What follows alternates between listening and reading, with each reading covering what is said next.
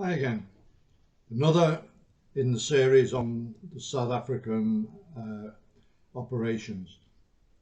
And today's book is this one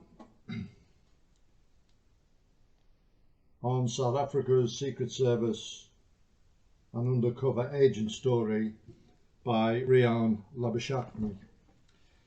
So it starts really with a mutual friend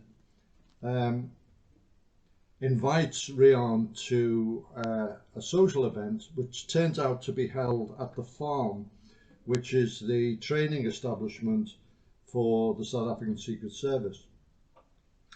And there he is basically recruited to go to the Seychelles and under the cover of running a diving school and do reconnaissance on the military targets, the key points, the defences and the infrastructure there, which was he later found in preparation for the mercenary operation that's been mentioned before in a couple of the books on the Seychelles, which was organised by Mike Hoare.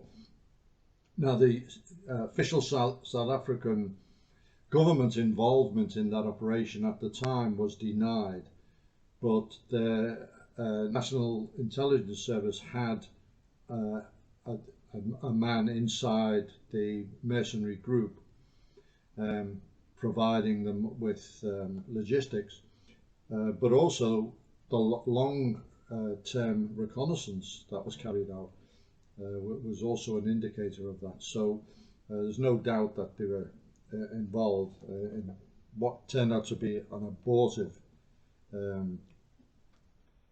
operation. The book then gives kind of a potted history of the South African Intelligence Service, and during the period that the author becomes involved in, there was a transition from the previous Bureau of State Security, which had relied on using recruiting from the police, and so their force was really not diverse in any way, which an intelligence service needs, a variety of backgrounds, skills, experiences and so on. So under Neil Barnard, the National Intelligence Service, as it became, started recruiting more guys from the colleges and from a more varied background in order to be able to attack different targets on a global basis. So one of the things they were doing was doing projects to counter the image that the South African government had, particularly in the English-speaking press, and they were eager to infiltrate media and so on, and start feeding basically propaganda into various outlets. So that was one of the things. So after the diving operation, Riaan returns to the Navy for a while. He's a naval officer, and waiting the call, and he gets it, and he goes along to the headquarters, and he's given basically the ORBAT, the order of battle of the organisation. So the division that he was recruited to was the Counterintelligence Directorate. So there's many directorates within the organisation, and it's explained to him that they are the fly catchers or spy catchers. The directorate is divided along functional lines, defensive and offensive. The defensive arm, codename Directorate 062, is tasked basically with the physical security of documentation, communications, personnel and intelligence installations. This protective function extends to our embassies abroad and includes VIP protection for the President and other senior government officials travelling outside the Republic's borders. The newly formed surveillance section, or watchers as they are commonly called, also fall under this division. In short, their job is to preempt and neutralise foreign intelligence penetration with the NIS, the police, the SADF, the armed forces, and other government departments. You have been recruited for the Offensive Task Force Division 061. We focus on infiltration and recruiting foreign intelligence officers to spy for us. If it is found that you're suitable, you will be assigned to the newly established Deep Undercover section designated 06101, and the aim is to infiltrate trained officers like you with no known links to the service into enemy countries. You will be established under suitable cover to recruit and handle agents within government and the intelligence structure of the enemy state. So he then has to do lots of tests, including thematic perception test, Wechsler-Bellevue IQ test, and Rorschach, all the usual nonsense of psychological testing that organisations love, and then polygraph as well.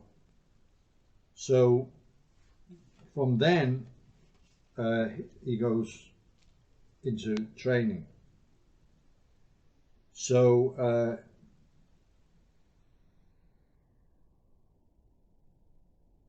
the training was conducted in Botswana, which was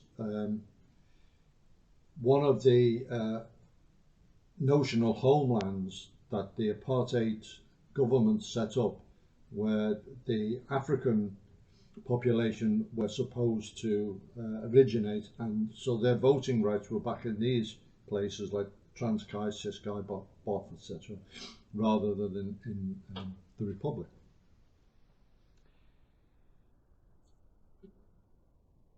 So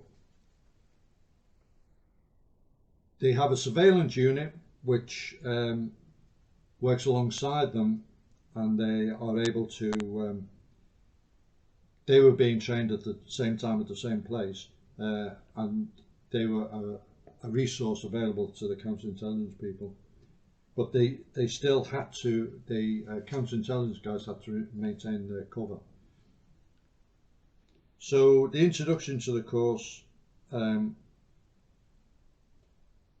the next 6 weeks you'll have to master the basics of intelligence, tradecraft before you're allowed into the field. Your mentor in the field will play a big role in deciding your future deployment and its time frame.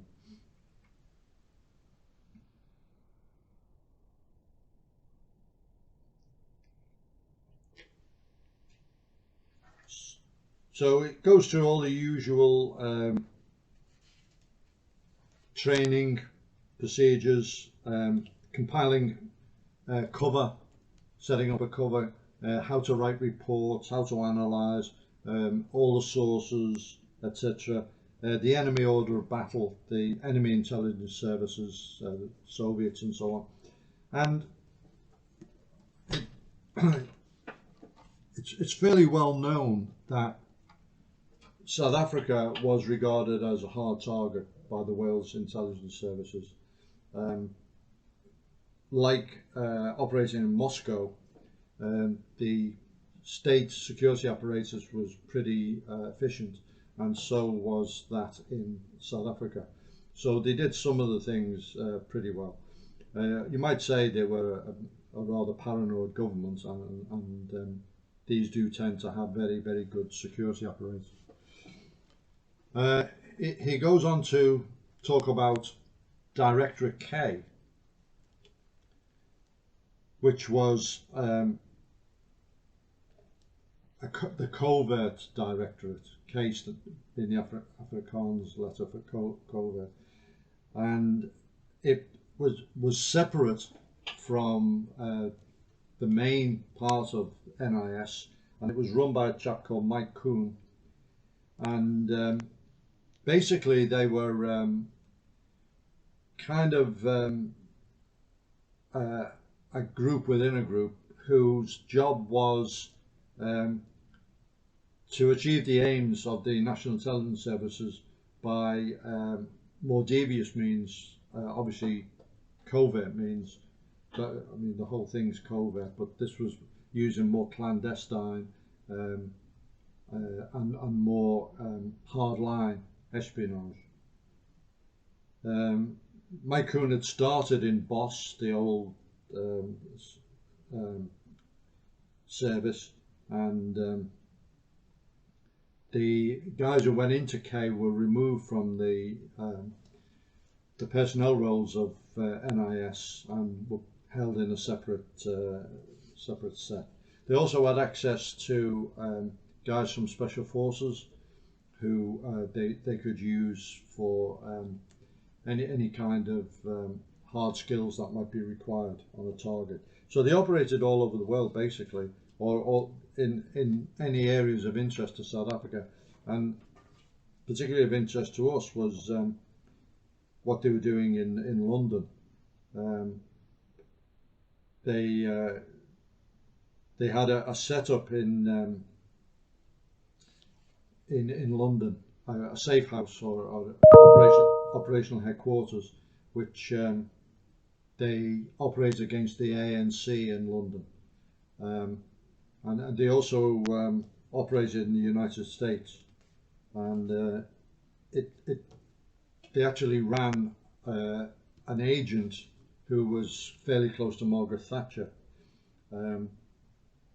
MI5 became aware of this, and the connection was severed, and sort of stern voices were raised to South African government for doing this, but I mean, it's what all governments do anyway, I guess. So, interesting book about the South African Secret Service, how it changed its approach, how it operated,